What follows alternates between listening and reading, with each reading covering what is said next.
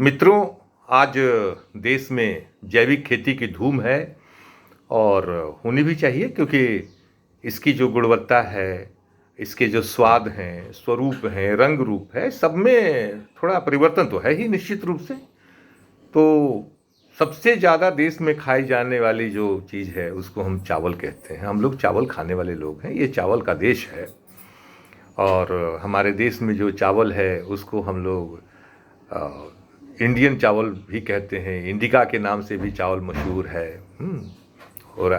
तो ये जो इंडिका है, इंडियन चावल है, ये पहले तो निश्चित रूप से हमारा चावल जैविक ही हुआ करता था, चूँकि हम आज से 40 और 45 ईस्वी में 1945-40 में हम कोई भी खाद वगैरह नहीं डालते थे। जो हमारे पास पारंपरिक चीज़ें थी उन्हीं से हमारी खेती होती थी।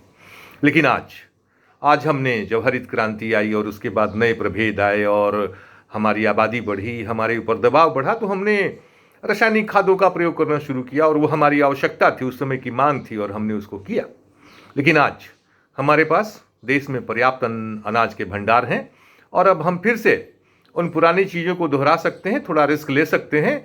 निश्चित रूप से इसमें थोड़े से उत्पादन में विचलन शुरुआती दौर में होता है, हालांकि बाद में वो धीरे धीरे उसमें काफ़ी सुधार हो जाता है और बल्कि स्तरीय उत्पादन होने लगता है। लेकिन प्रारंभिक अवस्था में जब हम जैविक खेती की शुरुआत करते हैं तो थोड़ा सा विचलन होगा, इसको हमें पहले से मान के चलना है। अब बात आती है जैविक खेती, ये क्या है? तो ये मान लीजिए कि आप जिस दिन से खेतों में जाते हैं और जब खेत से लौट करके आते हैं, अपने भंडार गृह के अंदर घुसते हैं, प्रवेश करते हैं, वहां तक आपके हाथ में कोई भी केमिकल, कोई भी रासायनिक चीज जिसको कि किसी प्रयोगशाला में या किसी बड़े फैक्ट्री में बनाया गया है, उसका उपयोग आपको नहीं करना है। आपको हमेशा वैसी चीज़ों का इस्तेमाल करना है जो कि प्राकृतिक रूप से हमें मिलती है। पत्ते हैं, घास है, पुआल है, पत्थर है, चट्टान है, खदान से निकले हुए खनिज हैं, या फिर हमारे जो जीव जंतु हैं जैसे कि गाय है, भैंस है, इनके गोबर वगैरह है, गोमूत्र है, इनका इस्तेमाल हमको करना है। तो चलिए हम लोग आज धान की खेती कैसे करेंगे जैविक तरीके से, उसकी शुरुआत करते हैं। सबसे पहली बात मैं करना चाहता हूं कि धान के खेतों की बात करते हैं। खेतों में हमारा जो भी खेत का टुकड़ा है उसमें हमने खाद नहीं डालना है। लेकिन बगैर भोजन की खेती होगी कैसे? तो फिर हम क्या करेंगे? हमारे पास विकल्प है भोजन के लिए। सबसे पहला विकल्प है कि हम अपने खेतों में अभी तुरंत ढैंचा की फसल लगा देंगे। और ढैंचा लगाएंगे, ऐसे नहीं लगाएंगे। ढैंचा लगाने के पहले अपने 1 एकड़ खेत में कम से कम 2 ट्रॉली गोबर की खाद डाल करके उसको हल्का सा खेतों में मिला देंगे। और मिलाने के बाद हम उसमें 8 से 10 किलोग्राम ढैंचा के बीज हम उसमें डाल देंगे। 25 से 30 दिनों के बाद हो सकता है ढैंचा के बीज हमारे कुछ ज़्यादा बड़े हो जाए, उसको लेकर के चिंतित नहीं होना है, क्योंकि हमारे पास हेंगा होता है। हम हेंगा बांध करके और अपने खेतों में चला देंगे। जितने भी ढैंचे की फसल है हमारी, वो सारी खेतों में गिर जाएगी और उसको 1 से 2 दिन लगेंगे, उसमें हल्का सा उसमें गलना शुरू हो जाएगा और वो गल करके सारे जो है ढैंचे के जो मुलायम हिस्से हैं वो सारे उसमें चले जाएंगे। जो लकड़ी नुमा हिस्से होंगे उसको हम हाथ से निकाल करके अपने खेतों से बाहर कर लेंगे, उसको हम जलावन के रूप में इस्तेमाल कर सकते हैं। तो पहला चीज तो हमने किया कि हमने अपने खेतों में गोबर की खाद डाली और उसके बाद में हमने ढैंचा लगा दिया। दूसरा काम करना है कि हमको अपने खेतों में अब भोजन देना है। मुख्य खेतों में भोजन देना है, तो भोजन देने के लिए हमारे पास 2-3 स्रोत हैं जिनका इस्तेमाल करते हैं। जैसे हमारे पास एक स्रोत है पोटास के लिए। पोटास के लिए हमारे पास क्या स्रोत है? हमारे पास चूड़ा के मिल है, हमारे पास चावल के मिल हैं। इस तरह की जो मिलें हैं वहाँ पर बहुत सारा ईंधन के रूप में उसके बाई प्रोडक्ट का इस्तेमाल किया जाता है और वहाँ से बहुत अच्छी राख पैदा होती है। ये राख जो होती है इसमें लगभग 2% पोटास होता है, जो प्राकृतिक पोटास होता है, और इसका इस्तेमाल हम अपने खेतों में करते हैं। तो इसका इस्तेमाल कितना करेंगे? इसका इस्तेमाल कम से कम 8 से 10 क्विंटल अपने खेतों में करेंगे। और इसको सोच करके चिंतित नहीं होना है कि हमारा खेत काला हो जाएगा, गोरा हो जाएगा। ये बहुत अच्छी खाद है और संजोग की बात है कि मैंने अपने पीएचडी में इसी पर अनुसंधान किया, इसलिए मैं पूरे दावे के साथ कह सकता हूं कि इसको आप प्रयोग करेंगे और अब प्रत्याशित आपको सफलता मिलेगी। दूसरी बात मैं आपसे कहना चाहता हूं कि हमारे पास फास्फेट की बहुत ज़्यादा आवश्यकता होती है, क्योंकि फास्फेट के बगैर हमारा जो खेत है उसमें फल फूल जड़ों का विकास अच्छा नहीं होगा। हमारे पास एक खाद आती है जिसको हम लोग बोलते हैं rock phosphate, triple super phosphate, जो त्रिवेणी के नाम से आती है। खाद के रूप में बिकती है, लेकिन ये उस तरह का खाद नहीं है, ये एक तरह की चट्टान है, मिनरल है। और इसमें 48%, यानी कि आप जो डीएपी इस्तेमाल करते हैं उससे ज़्यादा जो है इसमें फास्फेट पाया जाता है। तो आप इसको अपने खेतों में डालेंगे। तो ये आपके फास्फेट का व्यवस्था हो गया। आपने क्या कहते हैं कि पोटास की व्यवस्था कर ली।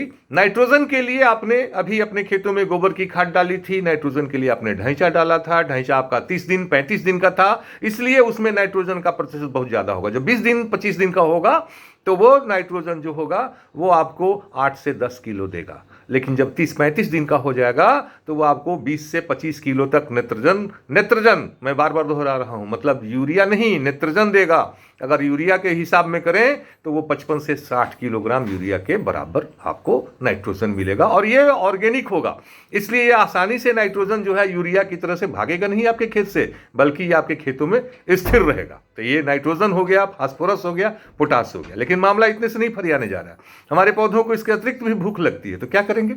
हमारे पास खल्लियां हैं। अब खल्लियों में एक समस्या आती है कि हमने अंडी की खेती की, उसमें बहुत सारी दवा डाल दी, सरसों की खेती की, बहुत सारी दवा डाल दी, लेकिन करंज की खेती की उसमें हमने कोई दवा नहीं डाला है। अगर विशुद्ध ऑर्गेनिक करना है, ये अगर हम खल्ली का इस्तेमाल करेंगे तो निश्चित रूप से ऑर्गेनिक होगा, लेकिन उसमें कुछ न कुछ अंश है दवाओं का, जो हमने खेतों से खल्ली पैदा की। लेकिन अगर हमने सरसों की खल्ली ली, सरसों पर कोई दवा नहीं पड़ती है। हमने करंज की खल्ली ली, उसके ऊपर कोई दवा नहीं पड़ती है। हमने महुआ की खल्ली ली, उसके ऊपर कोई दवा नहीं पड़ती है। तो ये जो खल्लियां हैं, इनका हम 1 एकड़ में कम से कम 125 किलोग्राम 1 एकड़ में हम इस्तेमाल करते हैं। तो ये हमारी खल्लियां हो गई। एक चीज और है, मन में भ्रम, इसको अभी मैं दूर कर देता हूं। बहुत सारे लोग मुर्गी पालक भी हैं और बड़े खुश होते हैं कि चलो जैविक खेती कर रहे हैं तो मुर्गी पालन का जो बीट आएगा। भैया, मुर्गी पालन में जो आप उसको दाना खिलाते हैं, वो सारा दाना, एक एक दाना केमिकल से लोडेड होता है। इसलिए कभी भी मुर्गी के बीट को आप ऑर्गेनिक खेती में न डालें। हाँ, नॉर्मल खेती में आप 2 हिस्सा गोबर की खाद और 1 हिस्सा आप लाही यानी कि मुर्गी का जो बीट है उसको मिला सकते हैं। लेकिन जब ऑर्गेनिक खेती करने जा रहे हैं, इसमें भूल करके भी आप मुर्गी का जो लाही है, मुर्गी की जो बिट है, उसको आप नहीं डालेंगे, नहीं तो आपका सारा किया कराया बेकार चला जाएगा। अब इसके बाद बात आती है कि क्या इसके अलावा भी कुछ करना है? निश्चित रूप से करना है। इसके बाद में अब हमारे पास में मामला आता है कि हम जो है पंचगव्य बनाते हैं, सप्तपर्णी बनाते हैं। ये सब चीज़ें हम बनाते हैं जिसमें कि हम गोबर से गाय के गोमूत्र को इस्तेमाल करते हैं, हम उसमें बेसन डालते हैं और हम उसमें क्या करते हैं कि गुड़ डालते हैं। इन सब चीज़ों को बना करके हम पंचगव्य बनाते हैं, जिसका कि इस्तेमाल हम अपने खेतों में करते हैं। सप्तपर्णी बनाते हैं, 10पर्णी बनाते हैं, जिसका कि हम कीटनाशक के रूप में इस्तेमाल करते हैं। और एक और बहुत बढ़िया प्रोडक्ट है जो कि हमारे national centre of organic farming का प्रोडक्ट है, जिसको हम लोग वेस्ट डिकम्पोजर कहते हैं।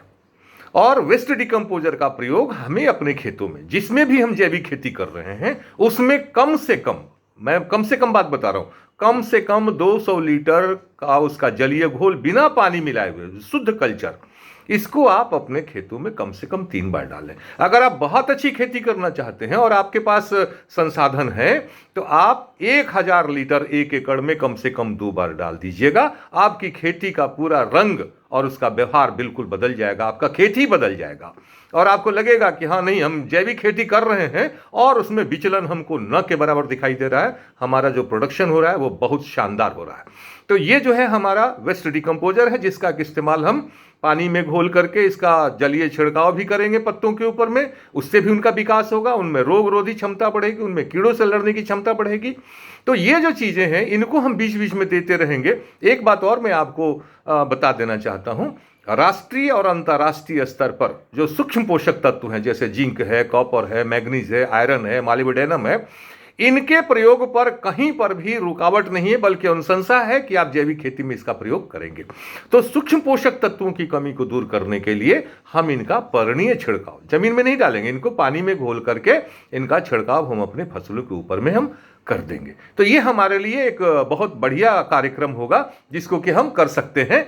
इसके अतिरिक्त हमारे पास जो हमारी जो फसल है, उस फसल में हमें एक चीज़ का ध्यान और देना है कि हमारी फसल में कुछ कीड़े और बीमारियां लगेंगी। तो हमारे पास में ये जो हम देख रहे हैं कि हम जो अपनी फसल लगाए हैं उसमें अगर कीड़े लग रहे हैं तो शुरुआत में वेस्ट डिकम्पोजर डालने से हमारी फसल जो है वो सुरक्षित हो जाती है। लेकिन अगर वेस्ट डिकम्पोजर डालने से फसल नहीं सुरक्षित होती है तो वैसी परिस्थिति में हम क्या करेंगे? हमारे पास ये जो नीम के जो तेल आते हैं वो 1500 ppm के आते हैं। इसको 5 मिलीलीटर प्रति लीटर पानी के हिसाब से घोल करके इसका हम छिड़काव करेंगे। ये बहुत शानदार हमारा रिजल्ट देगा। इसके अलावा अगर हमारे खेतों में कीड़े ज़्यादा लग रहे हैं तो फिर हमारे पास बवेरिया बेसियाना है, उसका 5 से 6 ग्राम प्रति लीटर पानी में घोल करके छिड़काव करेंगे। इसके अलावा हमारे पास एक और विकल्प है, जिस विकल्प को हम कहते हैं कि हमारे पास में ये ट्राइकोडर्मा है, जिसको कि हम फफूंदनाशक के रूप में इस्तेमाल करते हैं। तो ये सब हमारे विकल्प हैं जिनको कि हम अपने खेतों में बार बार प्रयोग करेंगे और इसके हिसाब से हम काम करेंगे। इसके अलावा एक और चीज़ अभी बहुत अच्छी आ गई है जिसको कि हम फेरोमोन ट्रैप कहते हैं। फेरोमोन ट्रैप भी अगर हम लगा देते हैं तो वो भी हमारे लिए बहुत अच्छा काम करेगा। और एक अंतिम बात मैं आपसे कहना चाहता हूँ कि जो ढैंचा की जो फसल है जिसको कि हमने अपने खेतों में लगाया था, ये ढैंचा बहुत शानदार कीटनाशक है। कैसे? ढैंचा में बहुत ज़्यादा प्रोटीन होता है और इस प्रोटीन के कारण जो धान के जो कीड़े हैं वो सीधे सीधे ढैंचा के ऊपर में आकर्षित होते हैं। तो हमने अगर अपने खेतों के पूरे मेड़ के ऊपर में ढैंचा की जो बुआई अगर कर दी, क्योंकि हमने हजारों नहीं लाखों पौधे लगाए थे और उसमें से अगर एक एक हाथ की दूरी पर अगर हम चारों तरफ पौधे लगा देते हैं तो वो काफ़ी विकास कर जाते हैं और उनमें बहुत ज़बरदस्त फूल फल पत्ते आते हैं। और ये मान के चले आप कि वो कीड़े कितने भी खाएंगे फिर भी वो ख़त्म नहीं होने जा रहा है, क्योंकि उसका बढ़वार बहुत ज़्यादा होता है।